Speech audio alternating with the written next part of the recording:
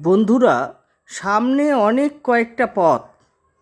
কোন পথ ধরে যাব, কোন পথ ধরে গেলে পাওয়া যাবে সঠিক পথের সন্ধান, জানা যাবে সঠিক তথ্য, সঠিক ইতিহাস।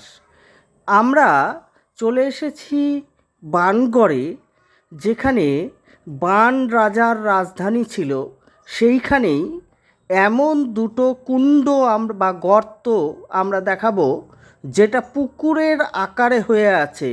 এর একটির নাম জীবন কুণ্ড, আর একটি মরণ কুণ্ড।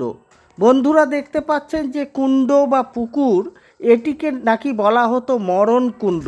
এখানে বাণ রাজা এমনই কিছু ভেষজ দিয়ে রাখতো এই কুণ্ডের মধ্যে, যে যুদ্ধে যে সমস্ত বন্দী থাকতো তাদের নিয়ে সেই কুণ্ডে ফেলে দেওয়া হতো এবং তারা তৎক্ষণাৎ মারা যেত, কারণ এর মধ্যে ওষুধই থাকতো।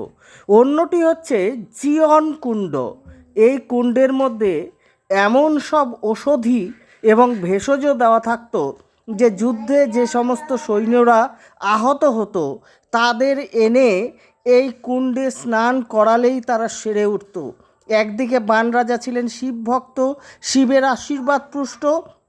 অন্যদিকে এই কুণ্ডে তিনি বিভিন্ন ভেষজ ব্যবহার করতেন সৈনিকদের সুবিধার্থে।